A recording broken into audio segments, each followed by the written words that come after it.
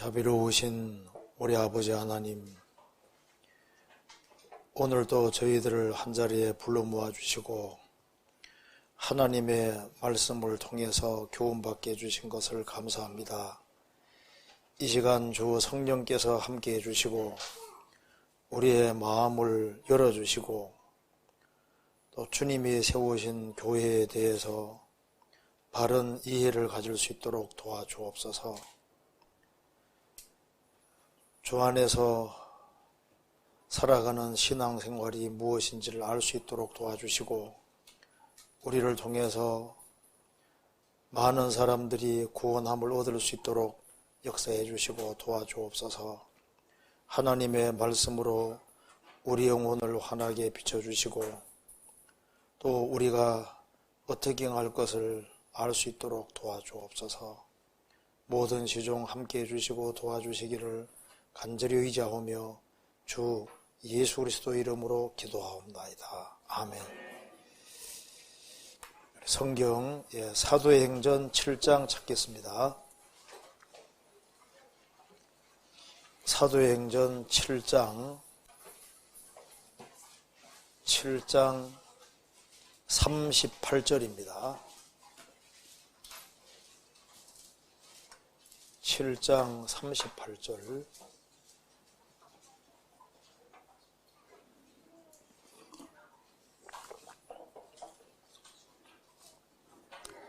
제가 읽겠습니다. 시내 산에서 말하던 그 천사와 및 우리 조상들과 함께 광야 교회에 있었고 또 생명의 도를 받아 우리에게 주던 자가 이 사람이라. 거기까지입니다. 반갑습니다. 오늘 이제 구원을 받은 사람이 아주 꼭 알아야 될 중요한 것을 같이 좀 생각해 보겠습니다. 이 성경은 사람이 구원을 받도록 하기 위해서 주신 겁니다. 우리가 성경을 배우는 가장 첫 번째 중요한 목적은 누구든지 죽음을 건너갈 수밖에 없지 않습니까? 죽음 건너가면은 하나님을 만나야 되고 그리고 영원한 천국과 지옥 둘 중에 한 곳으로 가게 되기 때문에 그 천국 가는 그 도리를 깨우치는 것이 제일 첫 번째 중요한 겁니다. 그리고 이제 구원을 받고 난 이후에는 우리가 이제 주님 앞에 갈 때까지 신앙생활을 잘하다 가야 될 거 아니에요. 그리고 주님께 쓰임받다가 가야 될 것이고 주 예수를 믿어라 그리하면 너와 내 집이 구원받는다고 했고 한 사람이 구원받으면은 30명, 60명, 100명이 구원받기를 원하시는 겁니다. 즉 내가 다른 사람의 구원의 통로가 되게 하기 위해서 구원해 주신 겁니다. 그러면 어떻게 하면은 신앙생활을 잘할 수 있을까? 착하게 살아야지, 바르게 살아야지 그 결심만 가지고 되는 게 아닙니다. 그래서 구원을 받고 난 다음에 꼭 알아야 될 중요한 것이 바로 교회라고 하는 겁니다. 성경의 순서를 보면은 갈라디아서 뒤에 에베소서가 있고 빌립보서, 골로새서, 데살로니가전서 이렇게 되어 있습니다. 갈라디아서는 이제 구원 문제를 아주 집중적으로 다루고 있지 않습니까? 구원 문제가 확실하게 해결된 사람은 그 다음에 에베소서는 교회를 설명하는 책입니다. 구원 문제가 확실하면 그 다음에 교회를 확실하게 깨우쳐야 되는 거예요. 교회가 뭔지를. 그 다음에 이제 빌립보서는 교회 안에서 교제가 도대체 뭐냐. 교제를 설명하는 책이 빌립보서입니다. 그리고 골로새서는 그러면 교회 안에 역사하시는 주님이 어떤 분이시냐. 그 설명하는 것이 골로새서입니다. 그 다음에 데살로니가전서는 그 예수님이 다시 재림하신다는 걸 설명하는 내용입니다. 그래서 구원 다음에 이제 교회가 중요한 것이기 때문에 우리가 좀 교회에 대해서 같이 한번 좀 배워봐야 되겠습니다. 어떤 사람은 구원은 확실히 받았다고 하는데 교회가 뭔지를 몰라요. 또 구원을 받고 또 오랜 세월 지나도 교회가 뭔지를 모르는 사람이 의외로 많습니다. 교회가 뭡니까 물으면 교회가 교회죠. 근데 그 교회가 도대체 뭡니까? 몰라요. 그래서 한 사람이 교회가 무엇인지를 확실히 깨닫고 정말 주님이 세우신 교회에 연결될 수 있다면은 그 사람이 주 안에서 정말 귀하게 쓰임받을 뿐 아니라 그 사람 통해서 큰 역사 나타날 수 있는 겁니다. 그래서 지금 마귀가 제일 무서워하는 것이 뭘까요? 우리 한국에서는 김정일을 무서워할까요? 북한 김정일. 마귀가 원사폭탄 무서워할까요? 아닙니다. 마귀가 제일 무서워하는 것이 주님이 세우신 교회입니다. 그리고 마귀가 제일 싫어하는 것이 거듭난 그리스도인들이 진리 가운데 바르게 행하는 것을 그렇게 두려워하는 거예요. 그래서 말벌집을 건드리면 말이 공격하잖아요. 말벌이 공격하지 않습니까? 그것처럼요. 지금 지구상에 두 나라가 있습니다. 사탄의 나라와 하나님 나라 두 나라가 있는데 복음이 전해져서 한 사람 한 사람이 구원받으면 사탄 나라가 공격당하니까 마귀가 맹공격을 퍼부어 댑니다. 그래서 가짜 교회들은 아예 마귀 밥통 속에 있으니까 마귀가 공격하지 않을지라도 살아있는 하나님의 교회는 마귀가 공격을 합니다. 한 사람이 확실히 거듭나면요, 거듭난 사람이 신앙생활을 못하게 하기 위해서 맹공격을 퍼부어 댑니다. 또 교회도 공격을 하는 거예요, 실제로. 그래서 우리가 오늘 말씀을 잘 들어보시면 교회가 이런 것이구나. 그리고 교회가 정말 중요한 것이구나 하는 것을 좀 깨달아야 되겠습니다. 여기 사도행전 7장 38절에 이런 말씀 나와 있습니다. 광야 교회에 있었고 광야 교회란 말이 나와 있는데 여기 이제 일본어 성경에는 슈카이 집회라고 되어 있는데 이 원래 헬라 원어로 에클레시아입니다. 에클레시아. 에클레시아란 말 뜻은 빼어낸 물이란 뜻이고 보통 성경에서 교회라고 번역을 하고 있습니다. 교회. 원래 교회라는 것은 건물 가리키는 것이 아니라 주님 피로 구원받은 무리를 가리키는 거예요.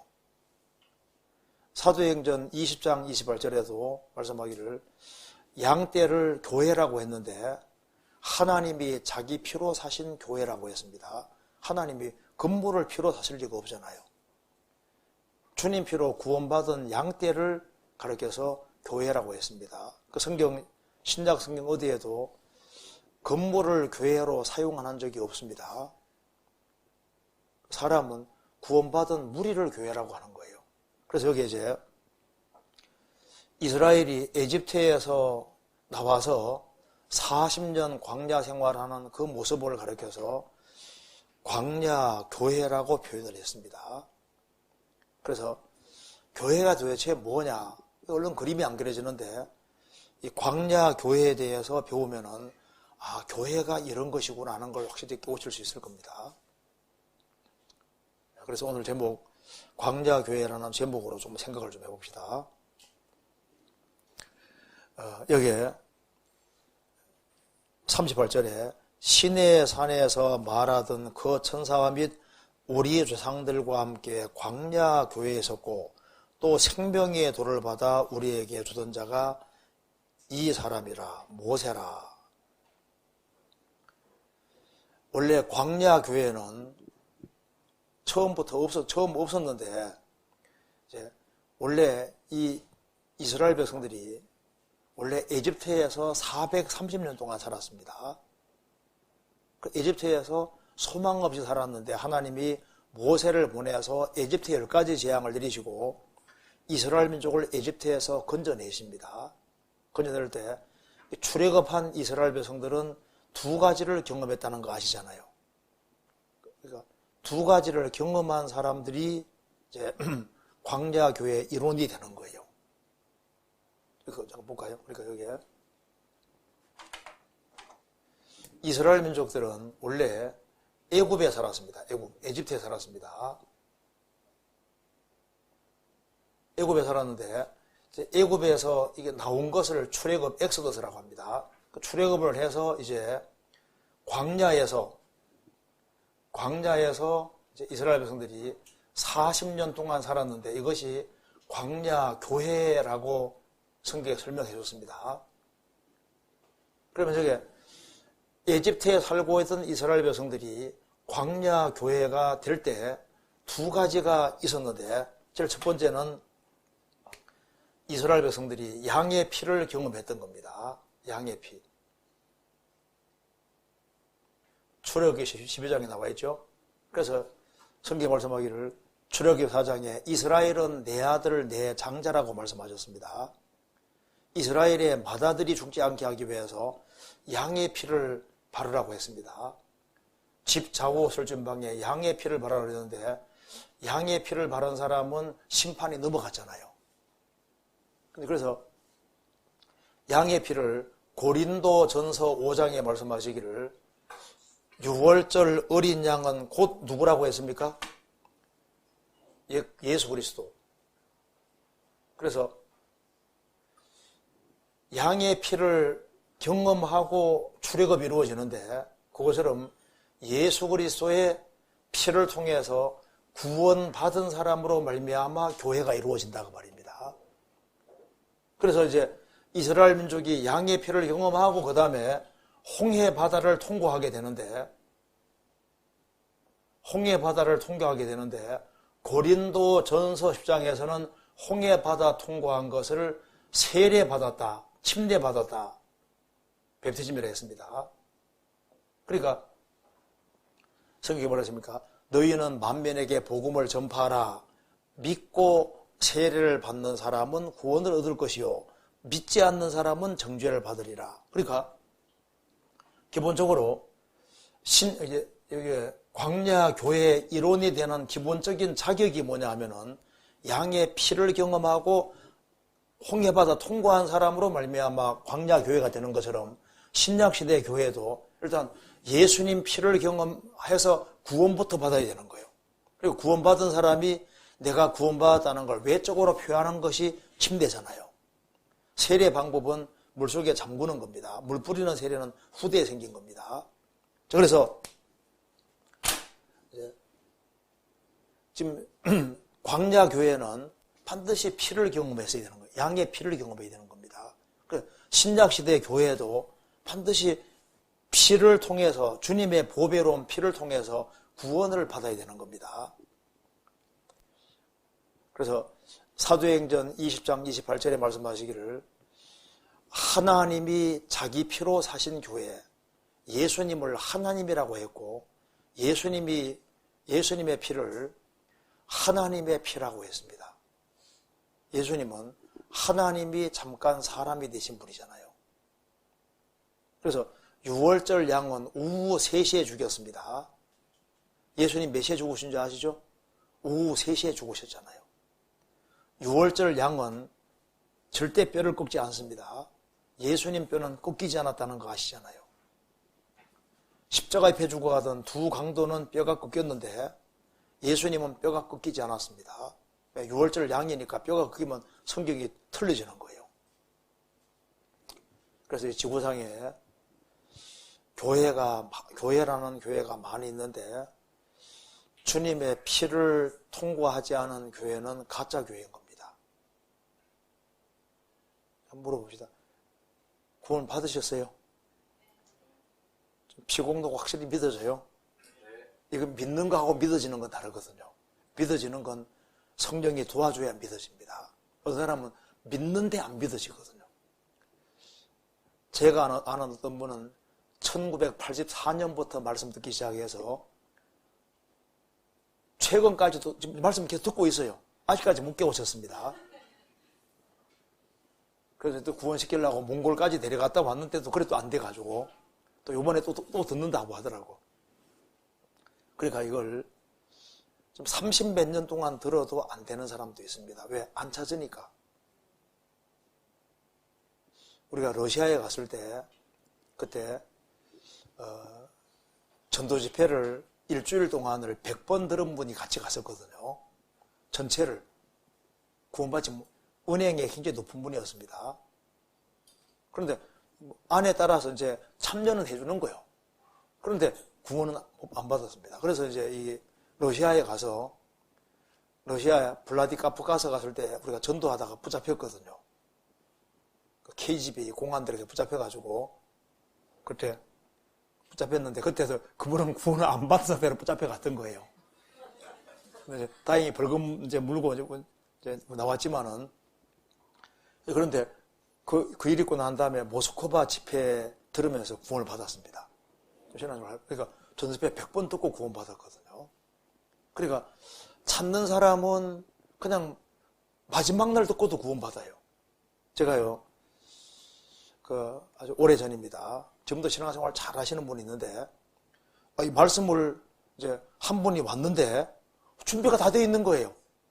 그날 복음을 얘기했는데 구원 받아버렸습니다. 너무 좋으니까 그 다음에 언니를 데려온 거예요. 또 언니도 보니까 준비 다 돼 있어요. 또 복음 얘기해서 언니도 구원 받았거든. 하루 만에.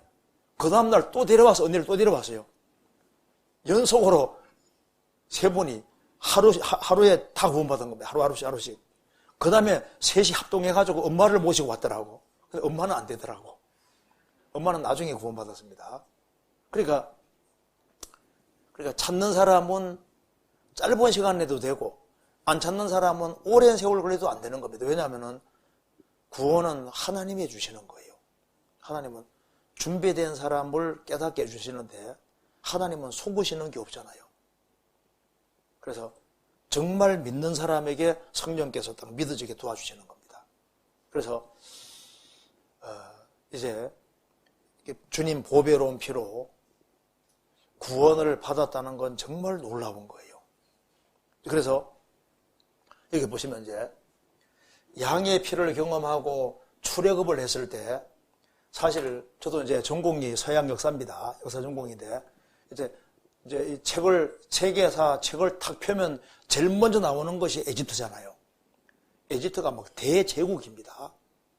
그래서 에집트가 막 어마어마한 세력일 때 이스라엘 백성들은 에집트에서 노예 생활하다가 출애굽을 했는데, 사실 에집트 사람들이 유명한 사람일까요? 출애굽한 사람이 유명한 사람들일까요? 사람들이 봤을 때는 에집트가 유명한 사람들이고 출애굽한 이스라엘 백성들은 도망 나온 사람들이니까 별거 아닌 거지 않습니까?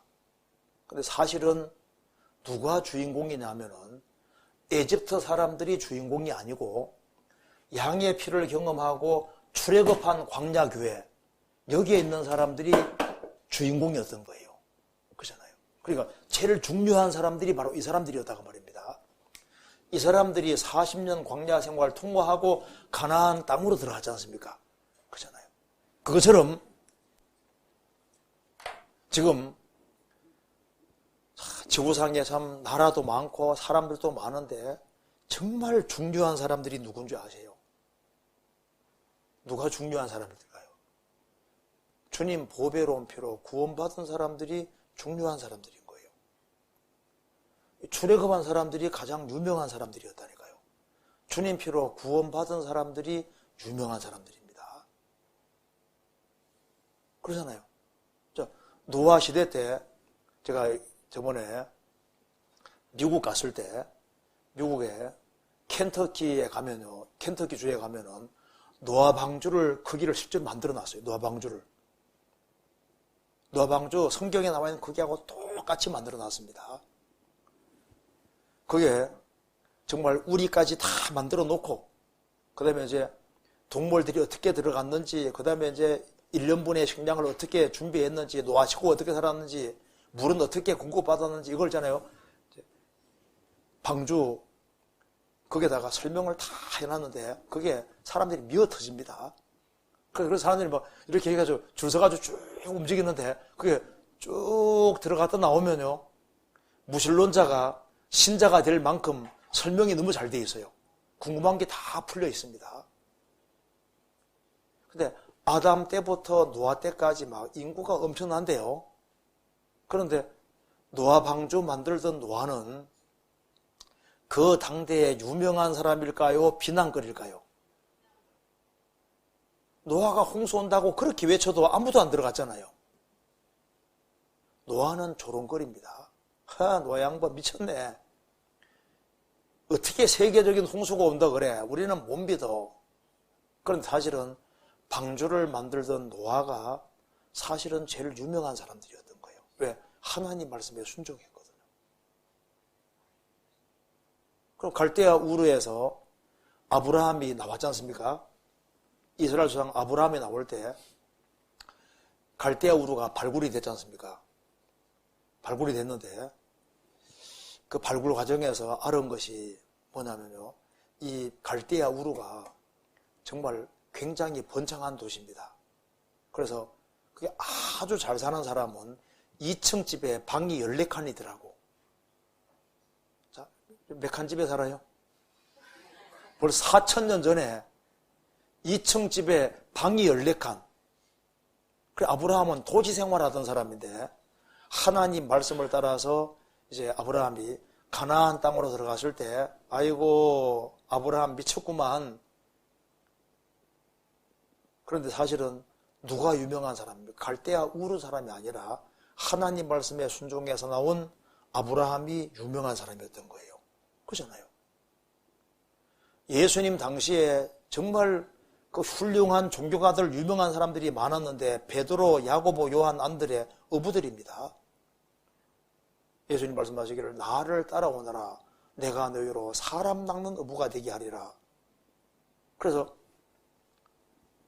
그 하나의 어부에 불과한데 그때 예수님을 따르던 베드로, 야고보, 안드레, 요한 이런 사람들이 정말 유명한 사람들인 거예요. 그렇잖아요. 그 당시에 유명한 사람들이 많은데 진짜 유명한 사람들은 주님을 가까이 따르던 사람들이었다고 말입니다. 그것처럼 지금도 마찬가지인 거예요. 지금도. 종교개혁할 때는요. 루터는 교황청 세력이 얼마나 큰데요. 유럽 전체가 딱 교황이 꽉 잡고 있잖아요. 그런데 루터가 종교개혁을 일으킬 때 완전히 그런 이단자였습니다. 그런데 루터는 정말 유명한 사람이잖아요. 그로 인해서 한 유럽의 한 절반 정도가 결국은 개신교도가 됩니다. 지금도 마찬가지. 지금도 가장 유명한 사람들이 누구냐? 주님 보배로운 피로 구원받은 사람들. 그래서 고린도후서 6장에 말씀하기를 무명한 자 같으나 유명한 자요. 그래서 베드로 전서 1장에는 천사들도 살펴보기를 원한다. 죄인이 구원을 받아서 변화가 되어서 천국에 들어가서 천사보다 더 높지 않습니까? 천사들은 종인데 구원받은 그리스도인들은 하나님의 아들이 그리스도의 신부니까 천사들이 부러워한다고 되어 있는 거예요. 사람이 구원받으면은 예수님 말씀하셨습니다. 누가복음 15장에서 하나님의 사자들 앞에서 기쁨이 됐느니라. 한 사람 한 사람이 구원받으면 천사들이 기뻐한다고 했거든요. 그리고 천사들은 이제 사람들이 구원받으면 구원받은 사람이 영원한 종이 되는 거예요. 모든 천사들은 부리는 종입니다. 그래서 고린도 전서 6장에는 천국 올라가면 우리가 천사를 판단한다고 말씀하고 있잖아요. 우리가 천사를 판단할까 알지 못하느냐. 천사는 우리 종이라고 되어 있는. 그러니까 천사들은 우리가 이제 일본에서도 굉장히 관심이 많을 겁니다. 왜냐하면 지금 거듭난 사람들을 결국은 천사들이 섬겨야 되는 거니까. 자기 주인들이 탄생하고 있으니까 관심이 많은 거예요. 그래, 그리스도인들이 굉장히 높은 존재라는 거 알아야 됩니다. 지구상에 많은 무리들이 있습니다. 잠언 3장에도 나와 있는데 세상에는 불효막심한 무리도 있고 막 깽단들도 있고 야쿠자 같은 깽단들도 있고 뭐 탐욕의 무리도 있고 막 여러 종류의 무리들이 많이 있잖아요. 그런데 제일 중요한 무리가 바로 이 출애굽한 무리인 거예요. 양의 피를 경험하고 홍해바다 통과하는 이 무리는 정말 귀한 무리들입니다. 한 사람이 거듭났을 때 주님 피로 구원받은 사람들이 모인 무리, 그게 교회인데 그 무리가 얼마나 중요한지를 확실히 깨우칠 필요가 있는 거예요. 그리고 봅시다. 여기에 이스라엘이 출애굽했을 때 에집트에 10가지 재앙 내리고 양의 피를 경험하게 하고 이스라엘을 출애굽을 시키신 하나님이 이제 너희들 됐다 하고 그냥 가신 게 아니라 출애굽한 무리 가운데 주님이 그 가운데 같이 계셨습니다. 그렇죠? 출애굽해주고 됐다 너희들끼리 알아라 살아라 이렇게 한 게 아니라 출애굽한 무리 속에 같이 계셨지 않습니까? 이 말이 중요합니다. 성경에서 나옵니다. 자, 출애굽기 29장. 왜 출애굽을 시켰는지가 나와 있습니다. 출애굽기 29장.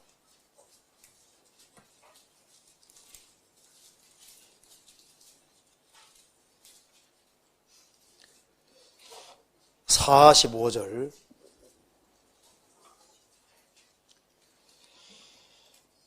내가 이스라엘 자손 중에 거하여 그들의 하나님이 되리니 그들은 내가 그들의 하나님 여호와로서 그들 중에 거하려고 그들을 애굽 땅에서 인도해낸 줄 알리라.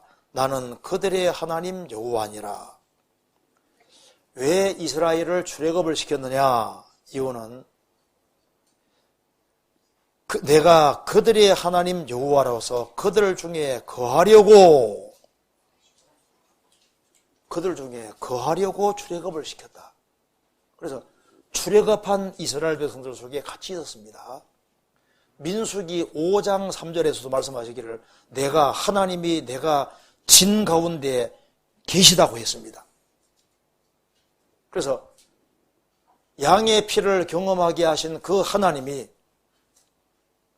왜 그들에게 양의 피를 경험하게 했느냐 하면은 같이 쓰려고.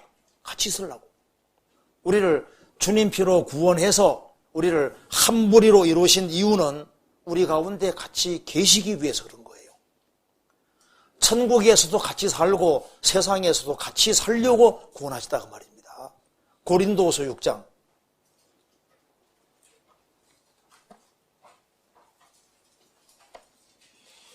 6장 16절.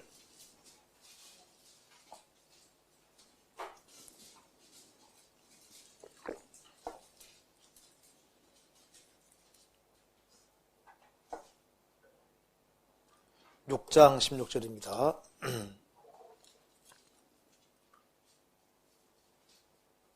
6장 16절 제가 읽겠습니다. 하나님의 성전과 우상이 어찌일치가 되리요? 우리는 살아계신 하나님의 성전이라. 이와 같이 하나님께서 가라사대 내가 저희 가운데 거하며 두루 행하여 나는 저희 하나님이 되고 저희는 나의 백성이 되리라 하셨느니라. 우리는 구원받은 무리입니다. 구원받은 무리, 우리는 살아계신 하나님의 성전이라. 내가 저희 가운데 거하며 두루 행하여. 그래서 구원받은 무리 가운데 거하시면서 두루두루 행하시고 계십니다. 제가 물어봅시다. 광야교회 속에 주님이 계셨죠? 맞죠? 그러면 이제 우리 구원을 딱 경험한 사람은 하나님이 내게 구원 주신 게 이건 이론이 아니라 실제다, 실제. 그렇지 않습니까? 나를 구원하신 게 실제인 것처럼 구원받은 무리 가운데 같이 계시는 것도 이게 실제입니다, 실제. 이것이 100% 있는 것처럼 지금 신약시대에 주님 세우시는 교회 가운데 같이 계신 것도 100%인 거예요. 그래서 왜 교회가 중요하냐면은 주님이 같이 계시고 두루 행하시기 때문에 그래서 이 교회라는 게 참 중요한 문제다 그 말입니다. 성경 요한계시록 2장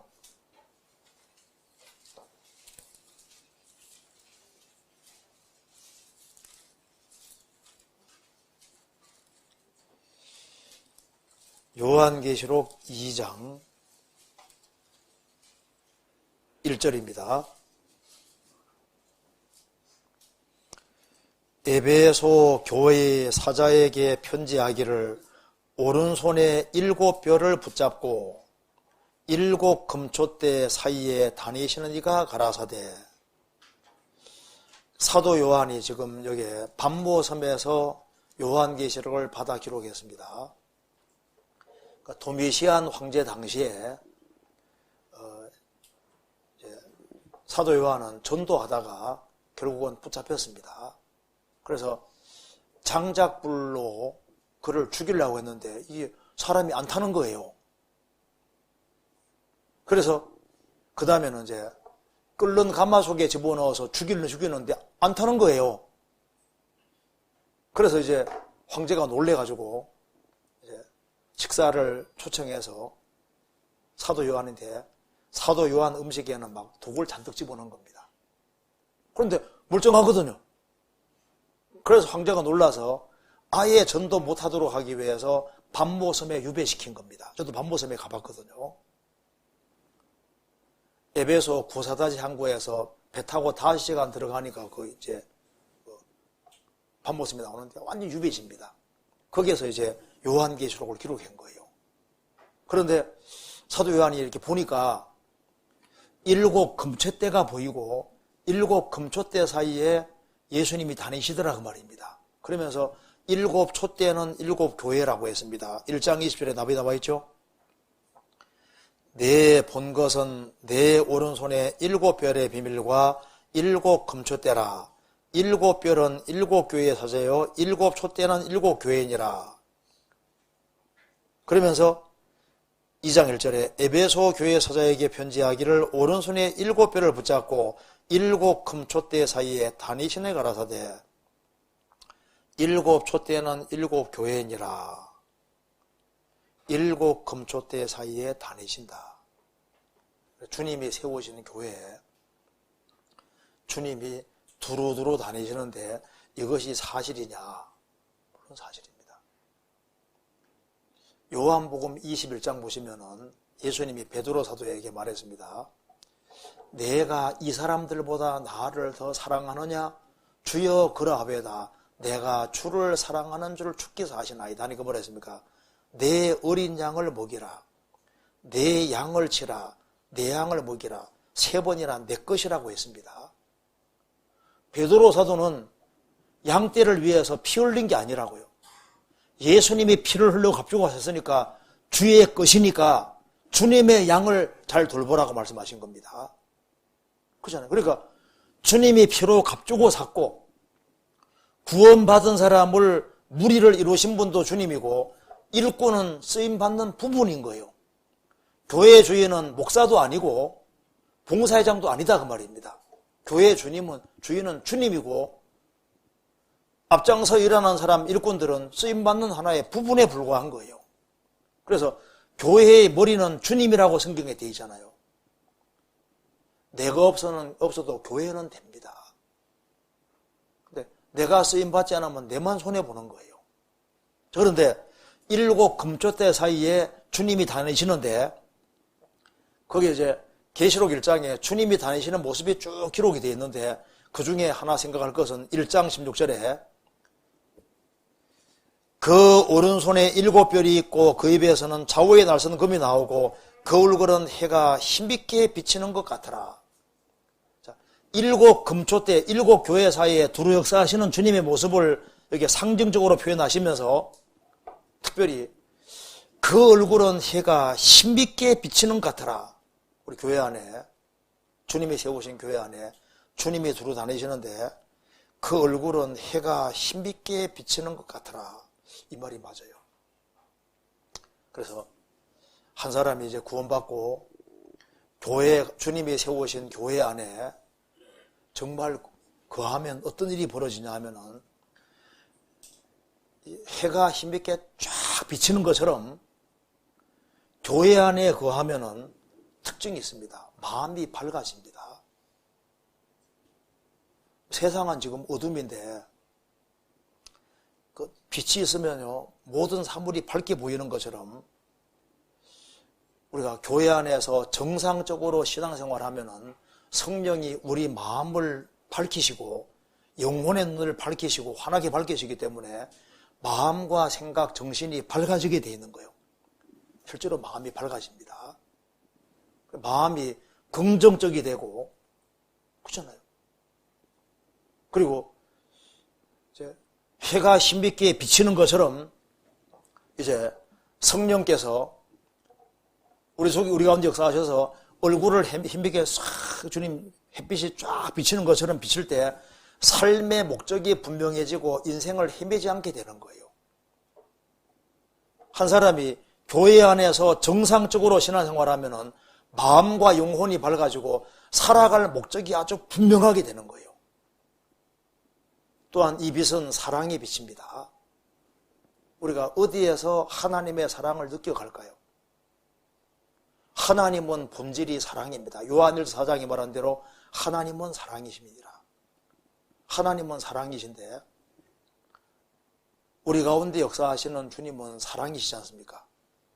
그래서 교회 안에 들어오면 사랑이 느껴지게 돼 있고, 그리고 하나님의 사랑을 더 경험하게 되고, 그래서 주님의 빛은 은혜의 빛이고 사랑의 빛인 거예요. 그래서 이제 교회 가운데 이제 신앙생활하면은 자기의 부족을 더 느끼고, 이렇게 부족한 존재지만은 은혜 베푸신 것에 대해서 감사하게 되고, 주님 은혜를 점점 더 깨닫게 되고, 그리고 하나님이 나를 정말 사랑하시구나 하는 것을 더 느끼게 되는 거예요. 자, 제일 빠른 교통수단이 뭘까요? 비행기? 사랑하는 두 사람과 같이 갈 때 제일 빠른 길이라 그러잖아요. 그래서 아무리 먼 길도 사랑하는 사람과 같이 가면요, 아무리 멀어도 하나도 멀게 안 느껴지잖아요. 그죠? 그래서 이 사랑이라는 건 정말 귀한 겁니다. 그리고 주님 얼굴이 해가 힘있게 비치는 것 같았는데 이 빛이 소망의 빛입니다. 그래서 봐요. 세상은 그리스도가 없으니까 소망이 없잖아요. 그런데 우리가 이제 교회 안에서 신앙생활을 하면 할수록 소망이 점점 더 확실해집니다. 성경이 너무 확실한 사실이니까 영생이 사실이고 부활이 사실이고 천국이 사실이고 영원한 영광이 사실이고 우리 같이 상봉해서 영원히 같이 산다는 것도 사실이잖아요. 이 빛은 소망의 빛이 확실합니다. 또한 이 빛은 진리의 빛인 거예요. 그래서 교회 가운데서 계속적으로 성경을 배우면은 신기하게도 영혼이 밝아지고 무엇이 참이고 거짓인지를 깨닫게 되고, 그래서 진리 가운데 인도를 받을 수 있는 거예요. 진리는 대학에서 배우기보다는 교회에서 배우는 겁니다. 그래서 파스칼이 한 얘기 중에 이런 얘기잖아요. 세상 사람들은 철학자들을 보고 놀란다. 철학자들은 그리스도인들을 보고 놀란다. 철학자들은 뭐 이렇건 논하지만은 목숨 걸지는 못하거든요. 지금 사도들은 복음 위해서 목숨을 다 바쳤고 예수님이 부르신 70명 제자들 다 전폭소에 순교사 보면 다 죽었거든요.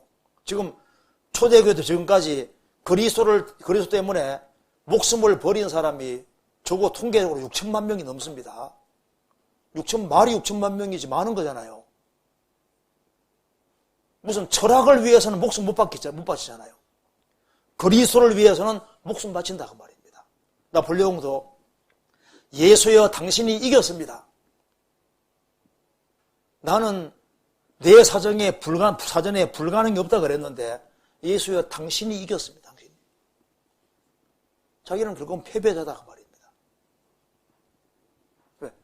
자기가 러시아 전쟁에서 패했잖아요. 50만 대군 이끌고 러시아 쳐들어갔는데 그때 제가 러시아를 한 20번 이상 가봐서 아는데요. 이 러시아에 유명한 장군 쿠투조프라는 장군이 있습니다. 쿠투조프 장군. 그래서 나폴레옹이 대군 이끌고 러시아 쳐들어올 때 이제 러시아는 큰일 난 거예요. 그런데 쿠투조프 장군이 말하기를 나폴레옹이 제 아무리 용맹하다 할지라도 신의 법칙은 못 이긴다. 러시아의 겨울은 반드시 온다. 봄, 여름, 가을, 겨울은 하나님 법칙이기 때문에 러시아의 겨울은 오기 때문에 이제 나폴레옹 군대 서들어올 때 계속 후퇴하면서 공부를 태워버립니다. 그러면 계속 후퇴하는 거예요. 겨울 올 때까지 계속 후퇴하는 거예요. 러시아에서 눈발이 싹 날리는데 나폴레옹이 웃었는데 그때가 망하는 날이었습니다. 매서운 겨울이 오면서 뭐 꼼짝 못하게 되잖아요. 그래서 러시아가 막 그대로 밀고 내려가서 그것 때문에 나폴레옹이 패해서 결국은 몰락하게 되는데 자기가 몰락하게 되니까 자기 옆에 아무도 없다 그 말입니다. 그런데 예수님을 위해서는 그렇게 많은 사람이 목숨을 버리잖아요. 그러니까 예수여 당신이 이겼습니다. 그렇죠. 크리스찬들은 정답이 있기 때문에 지구상의 각각의 사람에게 전해주고 싶은 말이 있잖아요. 저도 제가 구원받을 때까지는 거의 말을 거의 안 했습니다. 왜? 할 말이 없는 거예요. 그래서 친구 얘기 듣기만 했지 뭐 할 얘기가 없는 거예요. 할 얘기 옛날에 있어서 저는 말 거의 안 했습니다. 제가 구원받고 이제 예수 믿는 도리를 쫙 읽긴 하니까 저희 어머니가 제게 말하기를 너 입 터진 건 잘 됐다. 근데 제발 네 혼자만 믿고 남에게 얘기해 제 말을 했습니다. 얼마나 내가 말 안 했으면 입 터진 거 좋았다 그래서 중학교 때 그랬을 거예요. 말 하나도 안 하면 답답하거든요. 입 터진 건 잘 됐다고 하더라고. 구원받으니까 이거는 내가 전해줘야 되겠더라고. 구원받은 모든 사람은 이것이 있잖아요. 내가 손해보더라도 이건 전해주고 싶다는 그것이 있다 그 말입니다. 인생의 정답을 갖고 산다는 건 정말 좋은 거예요. 그래서 제가요 구원받기 전에는 이제 선생님이 숙제하라 하면 숙제에 절대 안 빠지죠. 왜냐면 선생을 하늘처럼 생각했으니까요. 그래서 막 중학교, 고등학교 때 뭐 할 때 숙제 내면 무조건 다 해가야 되는. 왜? 뭐 저희 아버지가 옛날에 군인으로 있었고 저희 아버지 굉장히 무서웠고 위아래 관념이 아주 분명하니까 막 그렇게 했는데 이제 구원 이제 대학에 올라가서도 제가 교수님 하면 하늘처럼 생각했거든요. 딱 구원을 딱 받고 난 다음에 보니까 교수들이 너무 모르는 거예요. 저렇게 모를 수가 있을까? 내가 교만해진 줄 알았습니다. 그게 아니더라니까요. 그러니까 공부를 많이 하는 것은 세상 사는 데는 도움이 되는데 인생의 문제를 풀어주지 못하는 거예요. 도대체 내가 어디서 왔고 왜 여기에 존재하고 어디로 가는지 뭐 정답이 없잖아요. 우리는 정답을 가지게 됐고 이제 성경 배우면 배울수록 야 이건 진짜 확실한 거다. 그러니까 주님 빛을 받을수록 너무 살맛이 나는 거예요. 저도 구원받고 너무너무 좋아가지고 제가 누가 자동차 르망 자동차 있지 않습니까? 그걸 누가 선물로 줘가지고 막 그거 몰고 나는 전도하는데 신났지요. 언제 죽어도 주님 앞에 간다 생각하니까 막 빙판길 그게 더 막 붕붕 해가지고 막 쌩쌩 다니고 대관령 고기가 얼마나 높은데 막 그게 막 붕 해가지고 체인도 안 째고 막 슉 막 넘어가고 나중에 보니까 그러면 안 되겠더라고. 내가 먼저 가는 건 문제가 아니지만 죽지 않고 살아서 뭐 전도 많이 하다 가야 될 거 아니에요. 그래서 좀 시간 지나가 좀 철이 들더라고. 어쨌든 간에 이게 구원받으면요 이거 진짜 있어요. 그리고 주님의 빛은 이게 빛이 치료하는 광선입니다. 말라기의 4장에 말한 대로 치료하는 광선을 바라는 이거 말씀대로 상처받고 교회에 왔는데 그런데 하나님 말씀을 쭉 듣다 보면 마음의 치료가 되잖아요. 그 힘이 됩니다. 주님 빛은 치료의 빛인 거예요. 또한 이 빛은요 살균 작용이 있잖아요. 죄 짓지 말아야지 한다고 죄 안 짓는 게 아닙니다. 교회 생활 자꾸 같이 하면은 이상하게도 주님 빛에 의해서 죄가 멀어지도록 돼 있는 거예요.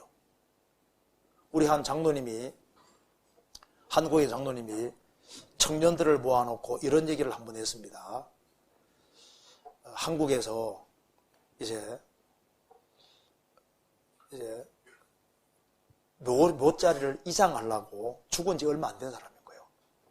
묘지를 파서 이렇게 딴 곳으로 이렇게 옮기려고, 그렇게 해서 인부들을 사서 묘자리를 딱 옮기려고 하는데, 관 뚜껑이 탁 열리는 순간에, 와, 벌레 들지 않습니까?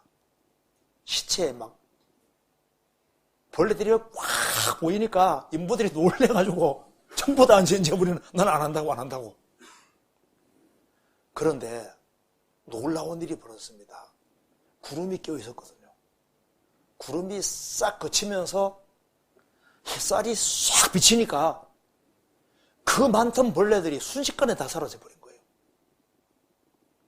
그래서 묘를 이렇게 잘 이장할 수 있었다 그 말입니다. 그러면서 젊은 청년들에게 그 어두운 데 있으면은 그 벌레 같은 죄들이 많이 달라붙는데 빛 가운데 딱 들어오면은 죄라는 벌레들이 싹 없어지게 되는 거니까 신앙생활을 잘하기 위해서 어떻게 해야 되느냐. 구원받은 무리 가운데 연결이 되어서 주님의 빛을 받으면은 이 빛이 살균작용이 있는 것처럼, 그래서 교회 생활 충실히 하면은 자연스럽게 죄에서 멀어지도록 돼 있는 거예요. 그렇잖아요. 그래서 주님이 세우신 교회 안에 주님이 같이 계시면서 두루 행하셔서 빛을 비추시는 것이 사실이지 않습니까? 그리고 구원받고 교회 안에 신앙생활을 하면 정말 바뀝니다, 사람이. 성경 한번 찾아봅시다. 로마서 3장.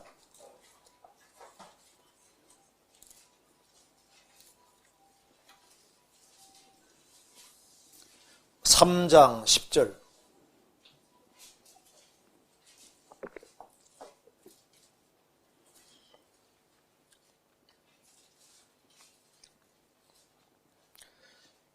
기록한 바 의인은 없나니 하나도 없으며 깨닫는 자도 없고 하나님을 찾는 자도 없고 다 치우쳐 한 가지로 무익하게 되고 선을 행하는 자는 없나니 하나도 없도다. 저희 목구멍은 열린 무덤이요 그 혀로는 속임을 버프며 그 입술에는 독사의 독이 있고 그 입에는 저주와 악독이가 다가고 그 발은 피 흘리는 데 빠른지라. 파멸과 고생이 그 길에 있어 평강의 길을 알지 못하였고 저희 눈앞에 하나님을 두려움이 없는 일함과 같으니라. 의인은 없다고 했습니다. 하나도 없다. 깨닫는 자도 없고 하나님을 찾는 자도 없고. 그런데 복음으로 말미암아 의인이 딱 되면은 반대 상황이 벌어지는데 이게 실제입니다. 한 사람이 구원받을 때 의인이 되잖아요. 의인이 되고 나면은 복음으로 말미암아 의인이 되면은 그 다음에 신기한 일이 벌어지는데 깨닫는 자도 없고 깨달음이 생기잖아요. 저도 구원받기 전에는 성경 읽어도 무슨 말인지 모르겠더라고. 구원받으니까 성경이 깨달아지기 시작하고 구원받으니까 찬송가가 이해가 되는 거예요. 설교가 그냥 속속 들어와. 깨달아지잖아요. 그리고 하나님을 찾는 자도 없고 구원받으면 자동으로 하나님께 향하게 되어 있습니다. 나침반이 남북을 향하는 것처럼 거듭나면 자동으로 하나님께로 마음이 딱 가이잖아요. 하나님을 자동으로 찾게 되어 있고 다 치우쳐 한 가지로 무익하게 되고 구원받고 성령께서 역사하시면은 치우치지 아니하고 딱 방향을 바로잡게 되고 정말 유익하게 되고 선을 행하게 되더라 그 말입니다. 목구멍은 열린 무덤이고 혀로는 속임 부풀다 그랬는데 구원받고 나면은 혀가 바뀌잖아요. 마음이 바뀌니까 감사하는 마음이 생기니까 감사의 말이 나오고 주님 높이는 말이 나오게 되고 입이 바뀌어지더라니까요. 그전에 열반을 막 한바탕 했는데 열받으면 한바탕 했는데 이제 구원받고 나면 한바탕 하려고 그래도 이러면 안 되지 하고 그죠? 말이 바뀌어지잖아요. 입술에는 독사의 독이 있다 그랬는데 내게 악하게 하는 사람도 치유가면 안 되니까 그 사람을 축복해 주는 말로 바뀌게 되고 그리고 발은 이제 교회에 가는 발, 영혼을 건지는 발, 사람을 전도하는 발로 바꿔지고 저희 눈앞에 하나님을 두려움이 없다. 하나님을 지극히 두려워하게끔 바뀌시잖아요. 그래서 성령이 역사하시면은 마음이 부드러워지고 마음에 쉽게 감동하게 되고 살맛이 나게 되고 자기가 자꾸 바뀌어진다는 걸 느끼게 되는 거예요. 틀림없이 그것이 있습니다.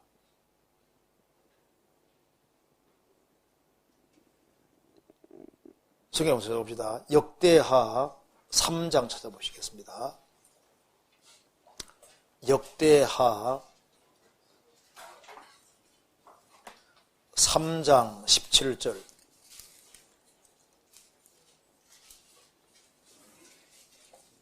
3장 17절. 역대하 3장 17절.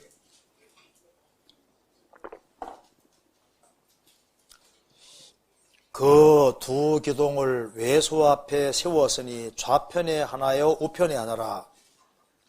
우편 것은 야긴이라 칭하고 좌편 것은 보아스라 칭하였더라. 솔로몬 성전 앞에 기둥이 큰 것이 두 개 있는데 혹시 인터넷에 있으면 쳐보시면요. 솔로몬 성전 들어가면서 그 앞에 기둥이 아주 큰 것이 두 개 딱 받치고 있는 거예요. 기둥이 앞에 딱 두 개 아주 멋있습니다. 하나 이름이 야긴이고 하나는 보아스인데 야긴은 저가 세우리라. 보아스는 그에게 능력이 있다 그런 뜻입니다. 여기 야긴 저가 세우리라. 우주를 하나님이 건설하고 세웠습니다. 성막도 하나님이 세우셨고 솔로몬 성전도 하나님이 세우셨고 마태복음 16장 보면 예수님이 너는 베드로라 내가 이 반석 위에 내가 내 교회를 세울 것이다. 에베소서 5장에서는 자기 앞에 영광스러운 교회를 세울 거라고 했습니다. 저가 세우리라. 그렇죠. 주님의 교회는 주님이 세워 가십니다. 그리고 나라는 인생도 내가 세울 수 있는 능력이 없잖아요. 주님이 도와주시면 내 인생도 바르게 설 수 있습니다. 저가 세우리라. 그래서 모든 반대를 무릅쓰고 주님은 세우십니다. 내가 내 교회를 세울 것이다. 지금 여기 일본에 우리가 이제 12개 교회가 있는데 지금 우리 필리핀에도 지금 교회가 굉장히 많잖아요. 저번에 제가 필리핀 선교 갔을 때 그때 필리핀에 이제 교회가 많이 생겨서 지금 4개 권역으로 나누어서 이렇게 따로 모이는데 숫자가 많아가지고 제가 마닐라 권역에 갔을 때 그때 2,200명이 모였었거든요. 근데 새로 온 사람만 900명.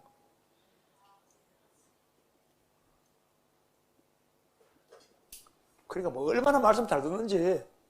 예수님 말씀 맞아요. 가난한 자들에게 복음이 전파된다는 그 말이 맞습니다. 그런데 그 일본도 정말 하나님이 도와주시면은 틀림없이 주님께서 주님이 세우신 교회를 튼튼하게 만들어주시고 또 주님께서 틀림없이 일하실 겁니다. 내가 세울 것이다. 주님이 세우신 교회는 주님이 세워가시는 거예요. 그런데 세우시는데 보아스라 그에게 능력이 있도다. 주님은 세우시는데 세우는 능력이 있는데 혼자 세우시는 것이 아니라 자신을 바치는 사람을 통해서 세우시는 겁니다.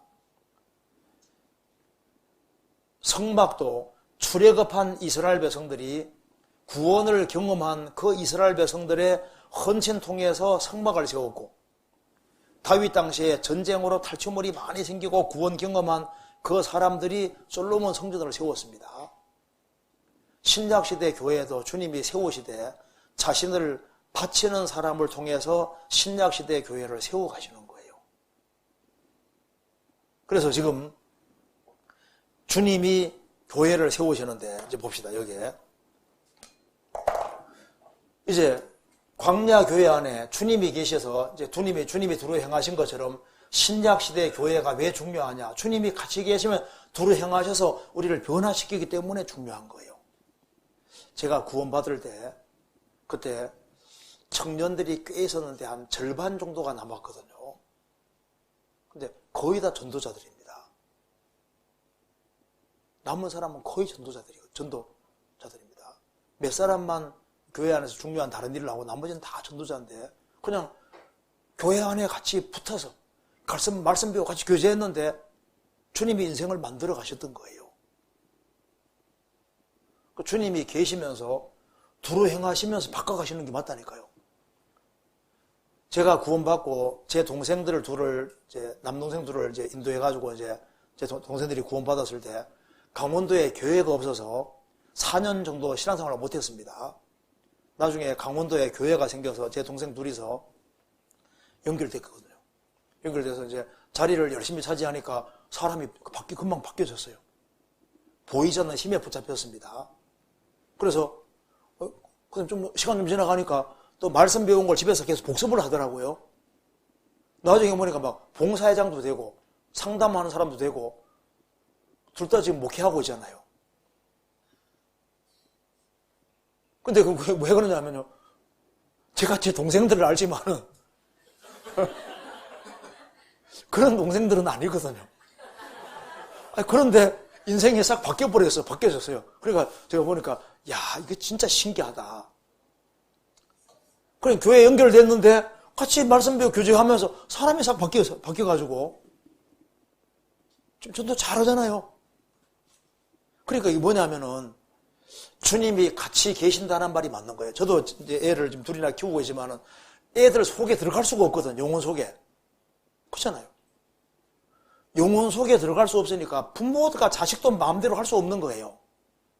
그런데 영혼 속에 뚫고 들어가는 건 주님이 뚫고 들어가고 있었으니까. 그래서 제가 애들 키우면서도 사람은 하나님 은혜를 받아야 된다. 은혜를. 하나님이 도와주시면요. 얼마든지 바꿔줄 수 있는 거예요.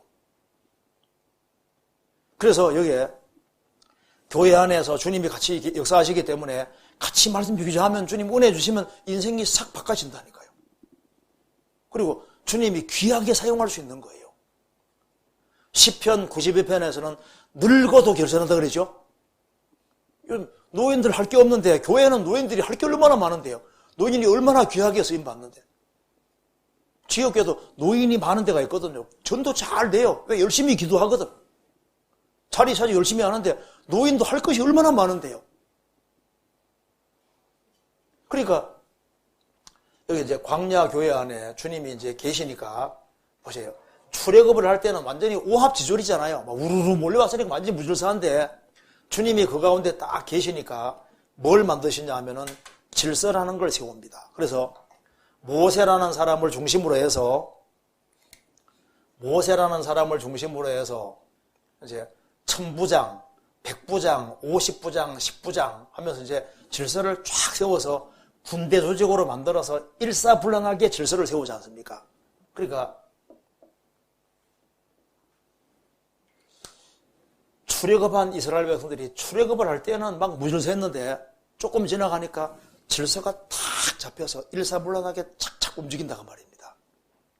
그것처럼 하나님은 질서를 좋아하시는 분이 맞아요. 예수님이 죽으시고 부활하셨을 때 얼굴은 수건에 닿지 않습니까? 배는 수종으로 동점했는데 예수님 부활하시는 그날 제 아들이 달려가 보니까 수건은 어떻게 되어 있었다? 객혀 있었잖아요.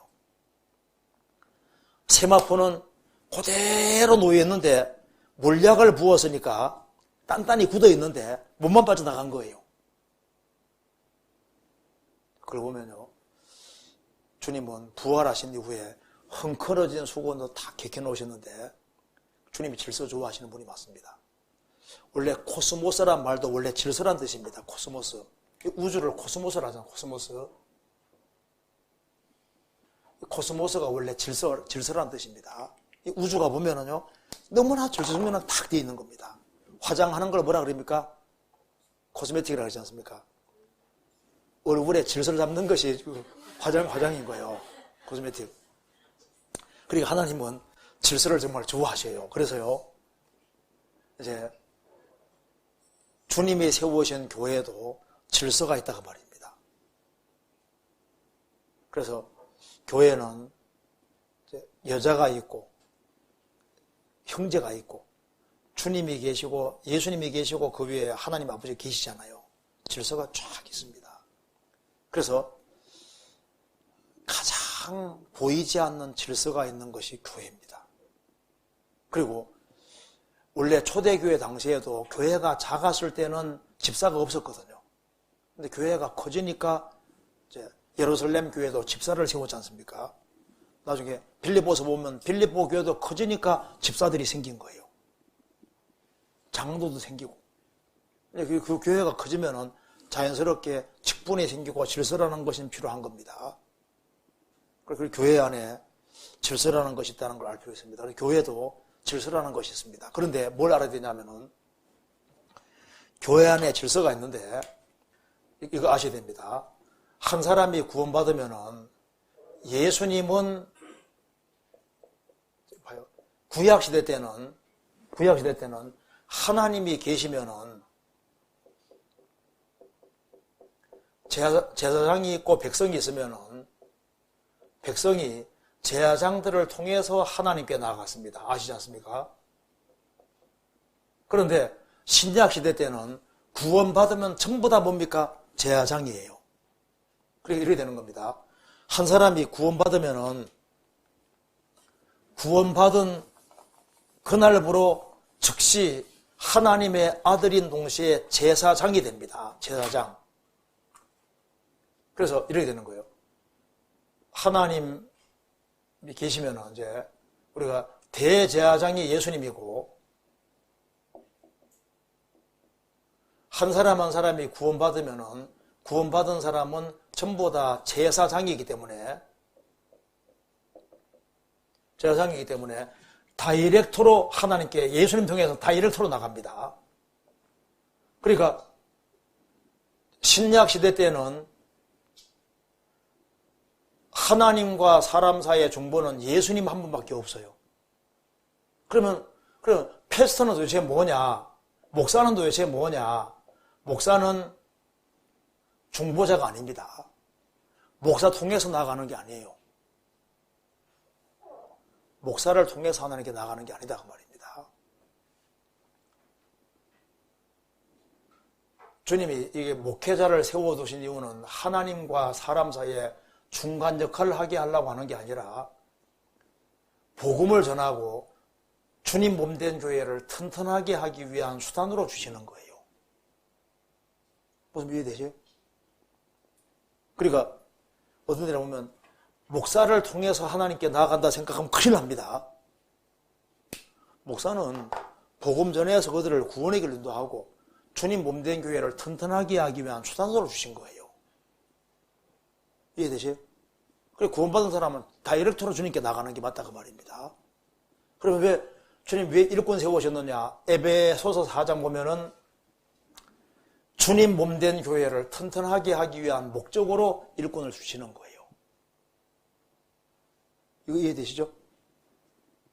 그래서 가톨릭 같이 지금 신부 제도가 있어가지고 신부 통해 나가는 그런 게 아니다 그 말입니다. 한 사람이 거듭나면 거듭난 즉시 전부 다 제사장입니다. 제사장.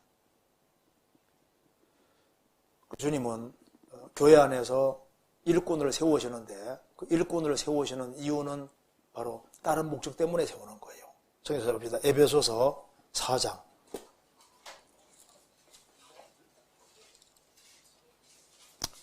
에베소서 4장 11절.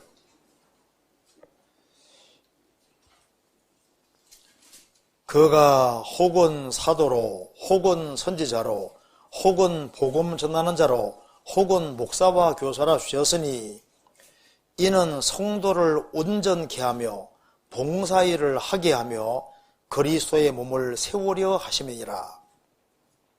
주님이 일꾼을 세우시는 이유는 성도를 온전케 하기 위함이고 봉사일을 하게 하기 위하고 그리스도의 몸을 세우기 위한 목적으로 일꾼을 세우신다 그 말입니다. 그래서 교회 안에는 특별히 이게 목회하는 사람이 해야 될 중요한 일이 가르치는 것이 제일 중요한 거예요. 잘 가르쳐야 되거든요. 성경 한번 찾아봅시다. 갈라디아서 6장.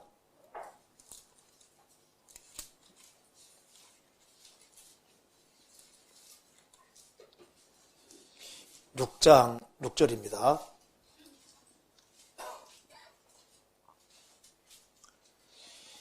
가르침을 받는 자는 말씀을 가르치는 자와 모든 좋은 것을 함께하라.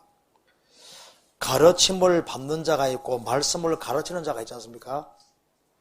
가르침을 받는 자는 말씀을 가르치는 자와 모든 좋은 것을 함께하라. 그래서 말씀을 가르치는 자가 있는데 하나님은 말씀으로 자신 나타내시니까 교회 안에는 하나님이 세우신 일꾼 중에 이 말씀을 가르치는 것이 입의 지체가 참 중요한 겁니다. 그런데 천국 가서 상을 받는 것은 자기 일한 대로 받는 것이지만은 그리고 교회 안에 지체가 여러 가지가 있는데 어떤 사람 보면요 참 봉사는 잘하는데 전도자로는 안 맞아요. 그러니까 믿음은 정말 대단하거든요. 근데 전도는 안 받았다고. 그래서 전도자가 꼭 믿음이 꼭 다 좋은 건 아닙니다. 그런데 이제 하나님이 각자에게 주신 은사가 좀 차이가 나는 거예요. 어떤 사람은 입의 지체, 어떤 사람은 손의 지체, 발의 지체. 그래서 여러 지체가 있는데 특별히 여기에 목회자들은 특별히 이렇게 말씀을 가르치는 자에 속하는 거예요. 그래서 전도 디모데전서 봅시다. 5장 17절에 5장 17절 제가 이거 보고서 왜 이 얘기를 했을까 옛날에 굉장히 궁금했습니다. 17절에 봅시다. 잘 다스리는 장도들을 배나 존경할 자로 알되 말씀과 가르침에 수고하는 이들을 더할 것이니라. 왜 이걸 기록해놨을까? 우리 전국 교회 안에 미국, 우리 한국에 한 20개 가까이 교회가 있지 않습니까? 그런데 이제 아주 큰 몇 개 교회에는 장로님들도 계시는데 잘 다스리는 장도들을 배나 존경할 줄로 알되 말씀과 가르침에 수고하는 이들을 더할 것이니라. 왜 이 얘기를 하고 있을까요? 이게 목회자 높여달라는 말이 아닙니다. 그 말이 아니고 왜 이 얘기를 하고 있냐면은 목회자를 무시하면요 하나님 말씀을 해도 그걸 하나님 말씀을 안 받아들이면 자기도 유익이 없잖아요. 하나님 말씀이 정말 높은 것이기 때문에 하나님 말씀을 전하는 사람을 귀히 여기라. 그 말은 그래야만 하나님 말씀이 정확한 하나님 말씀일 경우에는 하나님 말씀을 하나님 말씀 받을 수 있는데 말씀 전하는 사람을 무시해버리면 어떤 일이 생기냐 하면은 말씀이 안 들어오는 거예요.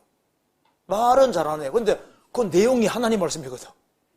무슨 말이 되죠? 그러니까 이게 하나님이 이렇게 말한 이유가 야, 그 사람 말이 아니라 내 말이다, 내 말. 하나님 말씀. 그래서 하나님 말씀이 하나님이 존중받기를 원하시기 때문에 그래서 잘 다스리는 장로들을 배나 존경할 줄 알되 말씀과 가르침에 수고하는 이들을 더할 것이니라 이렇게 되어 있다고 말입니다. 그리고 여기에 이 교회 안에 하나님이 이제 이 질서라는 걸 쫙 세워놨는데 질서를 무너뜨리는 것은 아주 큰 문제가 있잖아요. 이 질서를 어기면은 항상 문제가 생깁니다. 인력의 법칙이 있는데 벼랑에서 뛰어내리면 잘못하면 죽습니다. 건물 만들 때도 어떤 규칙을 지키고 해야 되는데 그래 무너질 수 있잖아요. 그런데 이 인간 사회 속에서는 가정 생활에도 많은 문제가 혀거든요. 교회 생활도 거의 혀 때문에 문제가 생깁니다. 교회 생활을 잘하려면 아주 간단합니다. 어떻게 하면 되는 줄 아시죠? 혀만 딱 조심하면 돼. 혀만. 그래서 혀 때문에, 입 때문에 망하는 게 두 개라 그러지 않습니까? 뭔지 아시죠? 물고기하고 사람이 입을 조심해야지, 입을. 그래서 이 자고로 사람이 입을 조심하면은 신앙생활하는데 별 문제 안 생깁니다. 맞죠? 그리고 여기 봐요. 그리고 이제 여기 보면은 이제 이거 잠깐 봅시다. 구체적으로 좀 봅시다. 여기 보시면요. 자, 그래서 여기에 이제 이스라엘 백성들이 출애굽을 다 하고 난 이후에 하나님이 그들과 함께 하시면 어떻게 하시냐면은 이제 이 광야 교회가 딱 있으면은 하나님이 이스라엘 백성들이 출애굽을 하기 전부터 하나님이 불기둥과 구름 기둥으로 그들을 인도하셨습니다. 그래서 왜냐하면 이게 더우니까 낮에는 구름으로 다 막아주시고 밤에는 되게 춥거든요. 추우니까 하나님이 불기둥을 다 해서 그들을 막아주시고 그들의 보호처가 되어주셨던 거예요. 그래서 40년 동안 불기둥과 구름기둥이 그들을 따라다녔고 이스라엘 백성들은 뭐 했냐면은 불기둥, 구름기둥이 가는 곳에 따라가기만 하면 되는 거예요. 그러니까 이게 무슨 말이냐면 광야 교회에는 하나님의 인도하심이 있다고 말이에요. 인도하심. 그러니까 하나님이 구원받은 개인만 인도하는 것이 아니라 교회도 주님이 인도해 가시는 거예요. 우리 교회가 한국에 있는 교회가 세계 선교 시작한 지 그렇게 오래 안 됐거든요. 그런데 국내 교회가 튼튼하게 딱 되니까 주님이 신기하게도 해외에 전도물 열어주는데 지금 해외 77개 나라 전도하고 있잖아요. 그냥 짧은 시간에 그냥 복음이 쫙 전해져서 이거 우리가 상상도 못한 거예요. 그러니까 지금 여기 이 일본 안에도 주님의 불기둥, 구름기둥이 있습니다. 주님이 교회를 이끌어 가시는데요. 개인만 이끌어가는 게 아닙니다. 교회도 주님이 이끌어 가시는 것이 있는 거예요. 그래서 이스라엘 백성들은 출애굽해서 이제 구름과 불기둥이 머물러 있으면은 몇 달이고 몇 년이고 같이 가만히 있는 거예요. 이제 불구름 기둥이 이제 움직이면 또 따라가는 겁니다. 40년 동안 한 게 뭐냐면 불구름 기둥 따라가는 것이 따라가는 그걸 하는 겁니다. 신약 시대의 교회도 하나님의 인도하심이 있는 거예요. 이제 신조국 교회도 조그만 데다가 좀 넓은 데로 봤잖아요. 이건 이제 시작입니다. 구원받은 친구들이 열심히 이제 하고 살고 하면요, 주님이 무슨 길을 만들지 몰라요. 제가 여기 일본 이제 오면서 생각되는 것이, 일본에 이런 장소 말고 좀 주님이 좀 큰 거, 뭐 1000명이든 2000명이든 모을 수 있는 큰 걸 좀 주셔서. 아니, 짧은 시간 내에 좀 이게, 일본 전역에 좀 이걸 전해줘야 될 거 아니에요. 그죠? 아, 이렇게 살다 가면 안 되죠. 주님 앞에 갈 때, 뭐 많이 구원받고 가야 될 거 아니에요. 우리 인도에서 온 선교사님 5명 중에 1명이 우리 한국에서 1달 동안 공부하다가 구원받았습니다. 돌아갈 때 뭐라 그러냐면, 제가 인도에 가서 내가 3000명은 내가 주님 품으로 인도할 겁니다. 두고 보시라고. 그리고 갔는데 그분이 가고 난 다음에 일주일 후에 우리가 따라갔었거든요. 집회하는데 와, 사람 많이 데려왔더라고. 그리고 지금도 얼마나 열심히 하는지 몰라요. 신두교도들을 힌두교들은 굉장히 무섭거든요. 쉽게 막 사람 죽이기도 하고 굉장히 힌두 무섭습니다. 이제 그들도 전도하고 지금은 여기 인도에 지금 핵심으로 일하고 있잖아요. 그러니까 여기에 뭘 하고 가야 되지? 그렇지. 이렇게 은혜를 크게 입었는데, 주님은 나를 위해 죽기까지 하셨는데, 뭐라도 해야 되겠다, 그 말입니다. 그런 마음 갖는 게 맞거든요. 이 교회에 주님이 계획하신 것이 있고, 그거 따라가면 되는 거예요.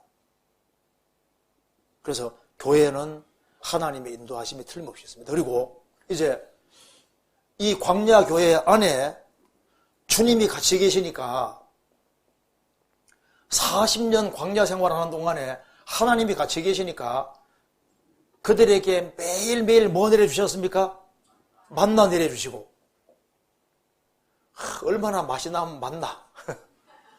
맛이 나, 만나. 만나가 정말 맛이 있는 겁니다. 그리고 이제 반석 바위를 딱 치니까 물이 나왔죠?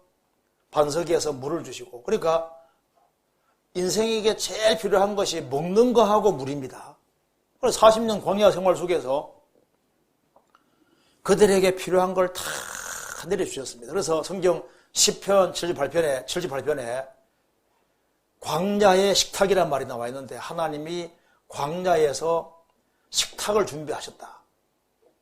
먹을 것이 없는 곳에 식탁을 준비해서 그들을 40년 동안 먹이셨다 그 말입니다. 그래서 40년 광야 생활 이후에 하나님 물으셨습니다.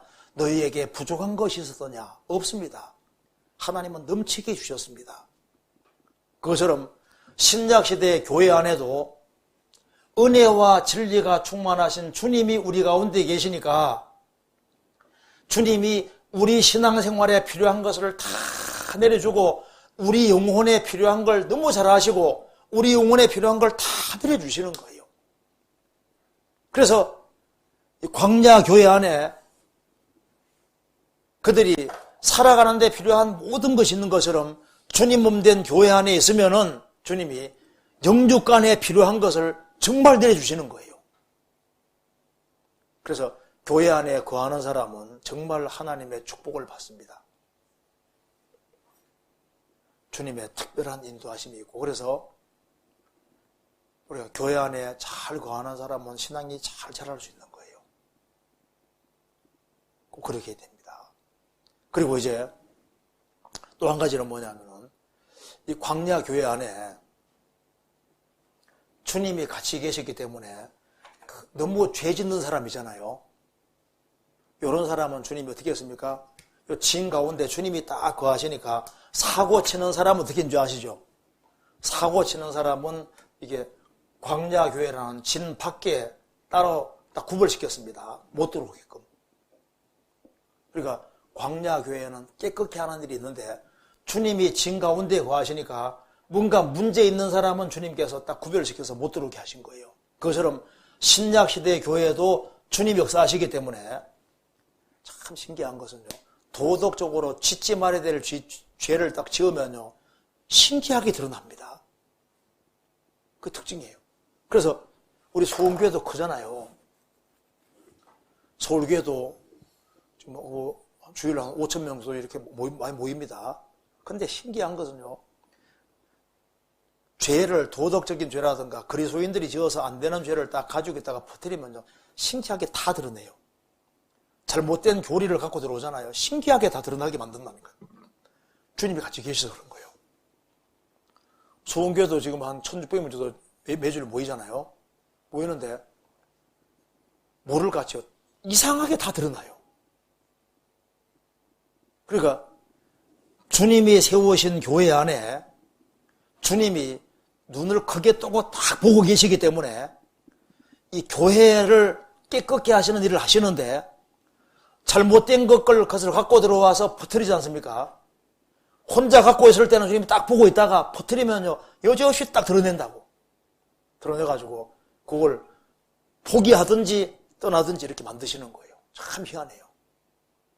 그래서 교회를 지키는 것은요 주님이 주인으로 계시는 게 다 보고 있다니까요.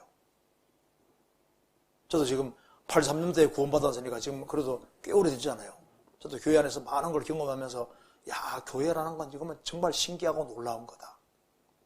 주님의 간섭하심이 있고 개입하심이 있고 깨끗게 하심이 있고 그래서 교회 안에서는요 대충 이렇게가 될 문제가 아니라니까요.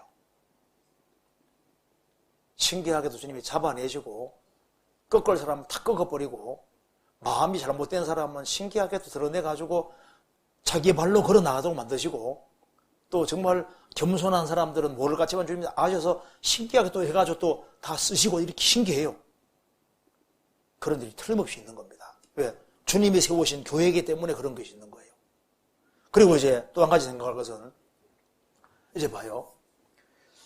이 광야 교회 안에 참 이게 위험 요소가 있는데 이걸 우리가 좀 생각해 봐야 됩니다. 이 광야 교회 안에 어떤 위험 요소가 있었냐면은, 이거 봐요. 이스라엘 광야 40년 생활하는 중에서 이 뭐가 있냐면, 광야에 뭐가 기어다니냐면은 불뱀이 있고 전갈이 있었지 않습니까? 전갈. 그잖아요. 불뱀과 전갈이 있었습니다. 여기 한번 성경 한번 찾아봅시다. 신명기 8장 봐봐요.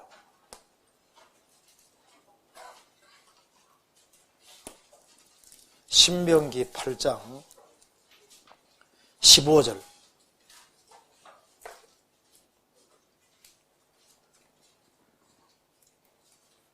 너를 인도하여 그 광대하고 위험한 광야, 곧 불뱀과 정갈이 있고 물이 없는 간조한 땅을 지나게 하셨으며, 또 너를 위하여 물을 굳은 반석에서 내셨으며. 광야는 그 광대하고 위험한 광야인데, 신약시대 교회도 세상이라는 광야를 통과하고 있잖아요. 그런데 여기에 이 광야 통과할 때 불뱀과 정갈이 있는데, 이것이 성경에서 뭐의 그림자입니까? 사탄의 그림자입니다. 그런데 봐요. 이 불뱀이 언제 이스라엘을 물었습니까?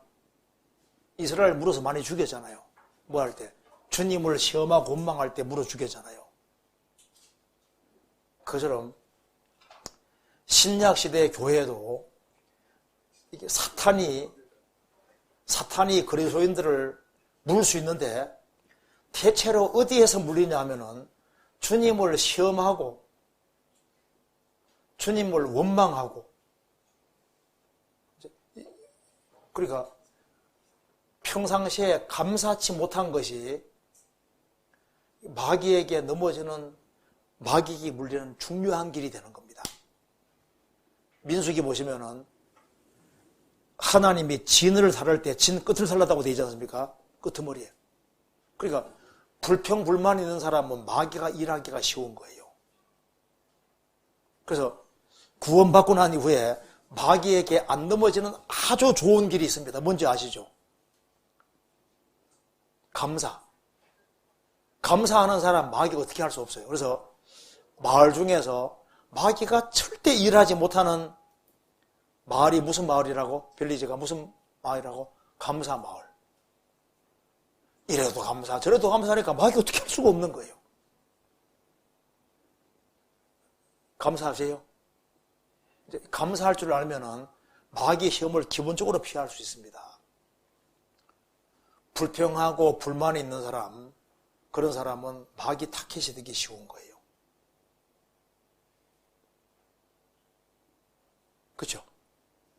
그 다음에 이제 이게 문제가 뭐냐면, 여기 봐요. 그 다음에 여기에 출애굽을 할 때 이스라엘 민족만 나온 것이 아니라 누가 나왔냐 하면은 잡족이 같이 나왔습니다. 그러니까 이스라엘 백성들은 양의 피를 경험하고 홍해바다 통과해 나왔는데, 이 잡족은 피는 모르고 그냥 홍해바다만 통과해 나왔거든요. 그러니까 구원을 경험하지 아니한 사람들이 교회 안에 들어온다고 말입니다. 가만히 들어온 자가 있다니까요. 그래서 이게 광야 교회 안에서 이게 문제 중에 문제가, 이게 잡족이 문제예요. 잡족. 그러니까 섞여 들어온 사람이 있었던 거예요. 성경 찾아봅시다. 출애굽기 12장.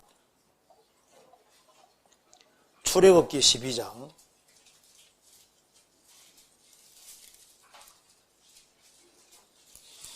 12장 37절 보세요. 이스라엘 자손이 람 세대에서 발행하여 숫곳에 이르니 유아 외에 보행하는 장정 60만 가량이요 중다한 뭐라 했습니까? 잡족과 양과 소와 심이 많은 생축이들과 함께 하였으며 중다한 잡족이 같이 나왔습니다. 그러니까 이스라엘 백성들이 아닌 사람이 같이 나왔던 거예요. 민수기 11장 보시겠습니다. 이 사람들이 문제를 일으켰거든요. 민수기 11장 4절에 봐봐요.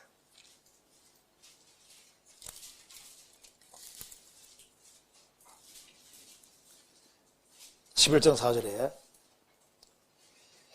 이스라엘 중에 섞여 사는 무리가 탐욕을 품음에 이스라엘 자손도 다시 울며 가로되 누가 우리에게 고기를 주어 먹게 할꼬.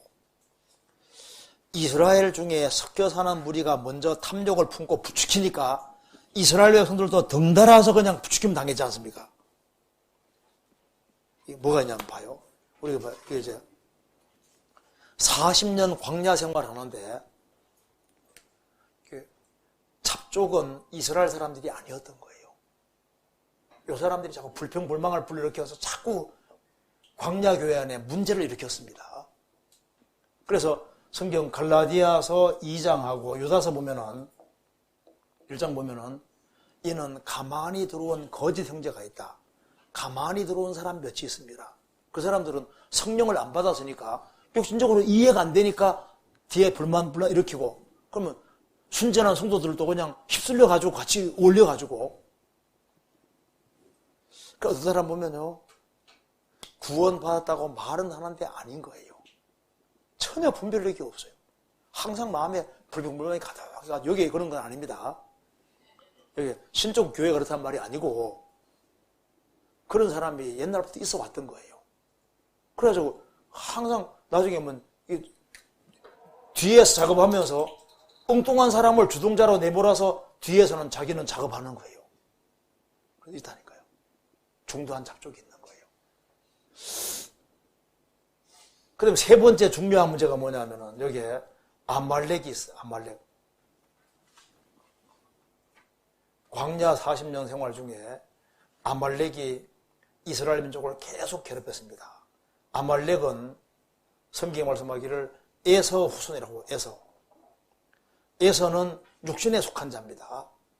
그래서 이 아말렉 군대가 쫓아와서 광야 40년 생활하는 중에서 약한 사람들을 쫓아가서 계속 죽였지 않습니까? 아말렉이 바로 육신의 그림자입니다. 육신. 한 사람이 구원받고 신앙생활을 해도 배후에 뭐가 있습니까? 우리 육체가 따라온다니까요. 타락된 길이 따라오거든요.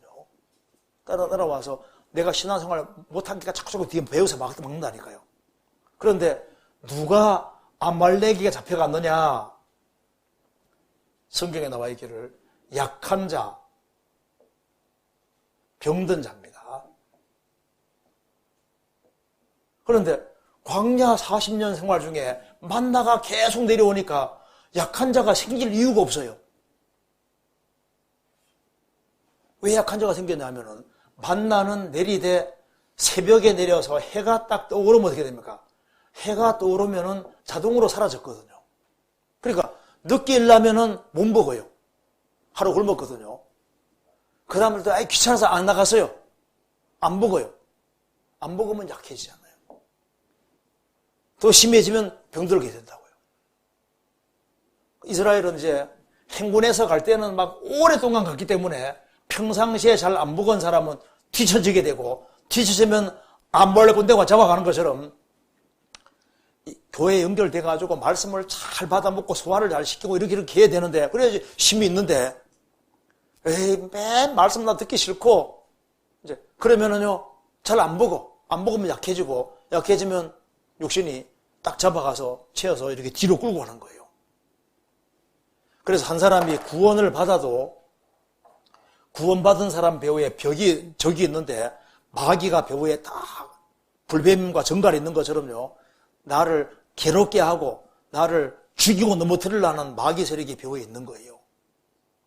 그리고 또 교회 안에는 구원받은 것처럼 하고 들어와서 아주 육신적으로 해서 오히려 구원받은 사람을 마음을 부추겨서 넘어뜨리는 사람도 있다니까요.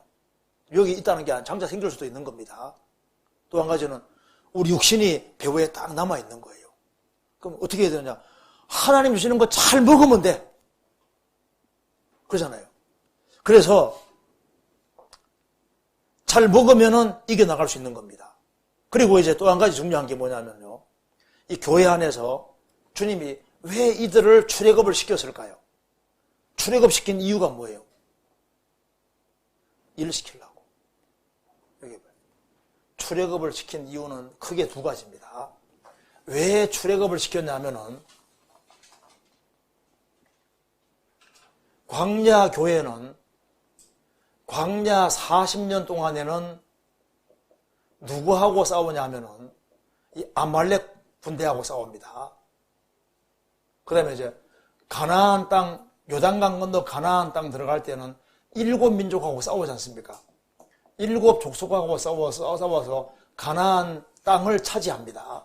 그러니까 광야 교회는 왜 부르심 받았느냐? 싸움을 위해서 부름받은 거예요. 싸움을 위해서. 그래서 민수기 보면 이스라엘 백성들이 출애굽을 할 때 그들을 군대라고 하죠. 군대. 군인으로 부르시다 그 말입니다.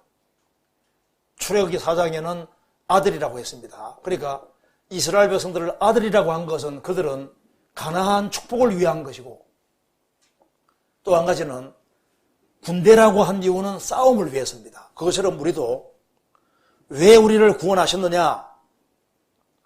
자기와 자기 육체와 싸우게 하기 위해서. 또 한 가지는 기업을 차지하는 것처럼 우리가 영적인 전쟁을 치루어서 다른 영혼들을 주님 품으로 인도하는 그것이 교회의 중요한 사명이 되는 거예요.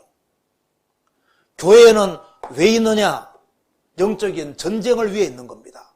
그래서 우리가요, 지금 구원받고 나니까 나라가 둘이잖아요, 둘이. 사탄의 나라와 하나님의 나라 둘이 있는데 한 사람 한 사람을 구원의 길로 인도하면 하나님의 나라가 확장돼 가는 거예요.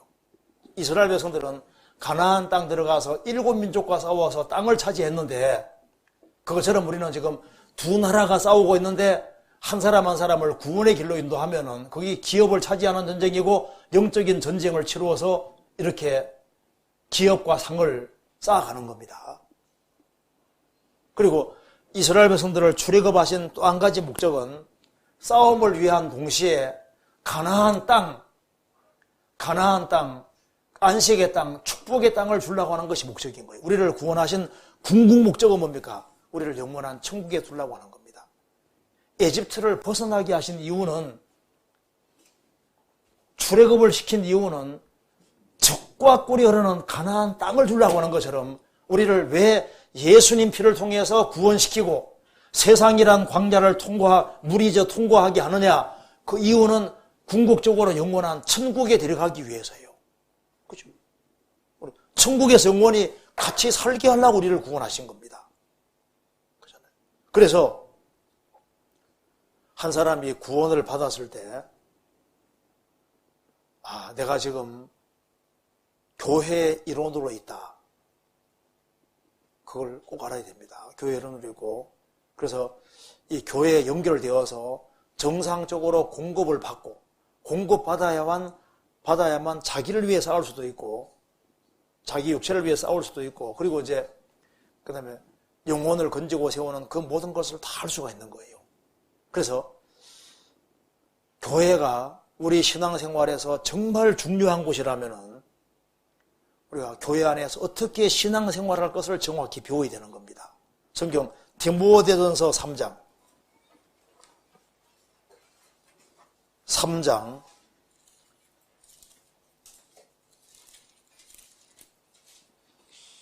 15절.